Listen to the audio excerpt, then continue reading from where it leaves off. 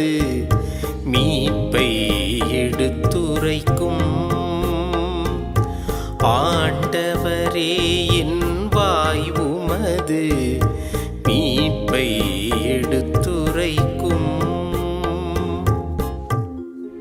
என் நாவில் உள்ளதெல்லாம் உமது புகழே, நாளெல்லாம் நான் பேசுவது உமது பெருமையே. முதிர் வயதில் என்னை தள்ளிவிடாதேயும், என் ஆற்றல் குன்றும் நாளில் என்னை கைவிடாதேயும். ஆண்டவரே என் வாய் உமது மீட்பை எடுத்துரைக்கும். ஆண்டவரே என் வாய் உமது மீட்பை எடுத்துரைக்கும். இயேசுவில் பிரியமான சகோதர சகோதரிகளே, மாதா தொலைக்காட்சியின் நண்பர்களே, உங்கள் அனைவருக்கும் இனிய வணக்கம். தினம் ஒரு திருப்பாடல் என்கின்ற இந்த நிகழ்ச்சியின் மூலமாக நாம் இன்றைய நாளில் சிந்திக்கவிருக்கின்ற திருப்பாடல் 71. இந்த ஒரு திருப்பாடல் முதியோரின் ஒரு மன்றாட்டாக நாம் இருப்பதை பார்க்கின்றோம். முதிர்ந்த வயதில் ஒருவர் ஆண்டவரை நோக்கி அழைத்து அவரிடம் ஜெபிக்கக்கூடிய ஒரு திருப்பாடலாக இந்த ஒரு திருப்பாடல் இருப்பதை நாம் பார்க்கின்றோம். இதனை இயற்றியவர் தாவீது அரசர் என்றும், தன்னுடைய முதிர்ந்த வயதில் தன்னுடைய குடும்பத்தார் இவருக்கு எதிராக சூழ்ச்சிகள் செய்யக்கூடிய அந்த ஒரு தருணத்தில் இவர் பாடிய ஒரு திருப்பாடலாய் இருப்பதை நாம் பார்க்கின்றோம். இந்த ஒரு திருப்பாடலுடைய பின்னணி என்னவென்று சொன்னால், இவருடைய மகனான அப்சலோன் தன்னுடைய சகோதரனான ஆமோனை கொன்று அதனால் வெளியே சென்று மீண்டுமாக எருசலேமுக்கு அவருடைய தண்டனை முடிந்த பிறகு எருசலேமுக்கு வந்தபோது தாவீது அரசருக்கு எதிராக கிளர்ச்சி செய்து மக்களை கூட்டி அவருக்கு எதிராக அவருடைய ஆட்சிக்கு எதிராக போரிட்டு அந்த ஆட்சியை பெற்றுக்கொண்ட பின் அந்த தாவீது அரசர் பாடிய ஒரு பாடலாக இந்த ஒரு திருப்பாடல் இருப்பதாக விவிலிய அறிஞர்கள் நமக்கு சொல்லித் தருகின்றார்கள். இதற்கு இன்னும் ஒரு கருத்து கூட இருந்து, இந்த திருப்பாடல் என்பது தாவீது அரசர் இயற்றிய ஒரு பாடல் அல்ல, மாறாக முதிர்ந்த வயதில் ஒரு நபர் ஆண்டவரை நோக்கி அழைக்கக்கூடிய ஒரு பாடலாகவும் இருக்கின்றது என்றும் சொல்லி வேறு ஒரு கருத்தும் இருக்கின்றது.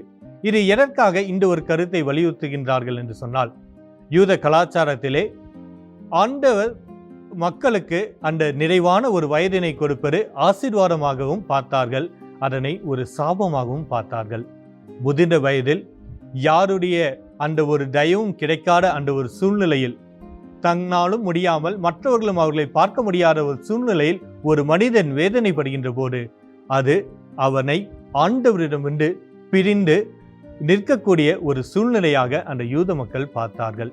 இப்படியாக எந்த விஷயத்திலும் தன்னால் செய்ய முடியாத ஒரு சூழ்நிலையை அவர்கள் ஆண்டவர் அவரை கைவிட்டு விட்டார் என்கின்ற ஒரு நிலையில் அவர்கள் பார்த்தார்கள். எனவே அந்த ஒரு நபர் ஆண்டவரை நோக்கி மன்றாடக்கூடிய ஒரு திருப்பாடல் தான் இந்த ஒரு திருப்பாடல் என்றும் சிலர் சொல்வதை நாம் பார்க்கின்றோம். இந்த ஒரு திருப்பாடலை நாம் பார்க்கின்ற போது 8 to 22 வரை இருக்கக்கூடிய இந்த பகுதிகளில் நாம் பார்க்கின்ற போது அந்த வயதான ஒரு மனிதர் ஆண்டவரை நோக்கி தன்னுடைய கஷ்டத்தை வெளிப்படுத்துகின்றார். தான் இந்த சூழ்நிலையில் இருக்கக்கூடிய அந்த ஒரு பயத்தை ஆண்டவரத்தில் வெளிப்படுத்துகின்றார். ஆண்டவரை என்னால் எதுவும் செய்ய முடியாமல் தள்ளாடி சென்று கொண்டு இருக்கக்கூடிய என்னுடைய வாழ்வை பார்த்து ஆண்டவர் இரக்கம் காட்ட வேண்டும் என்று சொல்லி ஆண்டவரிடம் மன்றாடுகின்றார். இதனுடைய அடுத்த பகுதியில் நாம் பார்க்கின்ற போது இந்த ஒரு பயம் அவனை ஒரு வருத்தத்தில் ஆழ்த்தாமல் அந்த ஒரு பயம் அவனை ஒரு நம்பிக்கைக்கு அழைத்து செல்வதை நாம் பார்க்கின்றோம். இப்படியாக நான் இந்த வயதில் இருக்கின்ற போதிலும் கூட, என்னால் எதுவும் செய்ய முடியாத ஒரு சூழ்நிலையில் நான் இருக்கின்ற போதிலும் கூட உம்மீது நம்பிக்கை வைத்து உம்மை நோக்கி மன்றாடுகிறேன் என்று சொல்லி தன்னுடைய பயத்தை ஒரு நம்பிக்கையாக அவர் மாற்றுகின்றார். இப்படியாக ஆண்டவர் தனக்கு உதவி செய்வார் என்கின்ற அந்த ஒரு நம்பிக்கையை இந்த திருப்பாடல் ஆசிரியர் வெளிப்படுத்துவதை நம்மால் பார்க்க முடிகின்றது. இப்படியாக இந்த தள்ளாடக்கூடிய ஒரு நிலையில் இருக்கின்ற போதிலும் கூட அந்த திருப்பாடல் ஆசிரியர் ஆண்டவர் தன்னுடைய இளமை பருவத்தில் செய்த அநேக வலிமை மிக்க செயல்களை நினைத்து பார்த்து ஆண்டவருக்கு நன்றி செலுத்துகின்றார். ஆண்டவர் எப்படி இவரை வலிமைமிக ஒரு வீரனாயும் இப்படி ஒரு நல்ல ஒரு மனிதனாயும் வாழ வழிநடத்தி வந்தார் என்பதனை நினைத்து பார்த்து நன்றி செலுத்தவும் அந்த ஆண்டவருக்கு இவர் புகழ் சாற்றுவதாகவும் இந்த ஒரு திருப்பாடல் இருப்பதை நம்மால் பார்க்க முடிகின்றது. இன்றைய நாளிலே இந்த ஒரு திருப்பாடல் நமக்கு சொல்லித்தரக்கூடிய விஷயம் என்று சொன்னால், ஆண்டவர் நமக்கு நிறைவான ஆசீர்வாதங்களை கொடுத்திருக்கின்றார். வளமை மிக்க நமது இளமை பருவத்தையும் நமது வாழ்க்கை முறைகளையும் நமக்கென்று கொடுத்திருக்கின்றார். ஆண்டவருக்கு நன்றி செலுத்த நாம் விருப்பம் கொண்டிருந்தவர்களாய் இருக்கின்றோமா? முதிர்ந்த வயதில் நம்மால் எதுவும் செய்ய முடியாத ஒரு சூழ்நிலையில்தான் இந்த ஆண்டவருடைய நலன்களை நாம் உணர்ந்து கொள்ள முடியுமா? நாம் வாழக்கூடிய இந்த வாழ்விலும் நாம் செய்யக்கூடிய பணிகளிலும் ஆண்டவருடைய வலிமை மிக்க அந்த ஒரு கரத்தை நம்மால் உணர்ந்து கொள்ளுகின்ற போது நிச்சயம் ஆண்டவரை போற்றி புகழவும் அவருக்கு நன்றி செலுத்தவும் நம்மால் முடியும். எனவே இந்த ஒரு எண்ணத்தை நாம் வைத்துக் கொள்ளலாம். இந்த ஒரு திருப்பாடலுடைய இறுதி பகுதியில் பார்க்கின்றது போல அவர் ஒரு பாடலை பாடுகின்றார். வீணையை மீட்டும் யாழினை இசைத்தும் ஆண்டவர் செய்த நலன்களை நினைத்து அவர் பாடலை பாடுகின்றார். அதே போல நாமும் நம்முடைய அன்றாட வாழ்வில் அவர் செய்யக்கூடிய சிறு சிறு விஷயங்களிலும் கூட அவரை போற்றி புகழக்கூடிய ஒரு மனிதர்களாய் நாம் இருக்கின்றோமா என்ற ஒரு சிந்தனையோடு நாம் ஜெபிப்போம்.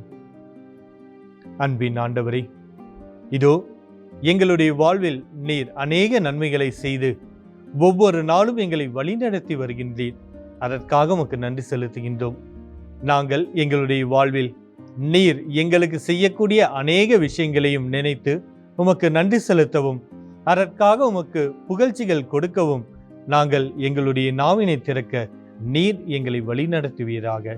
எங்கள் ஆண்டவராகிய கிறிஸ்து வழியாக உம்மை மன்றாடுகின்றோம். ஆமீன்.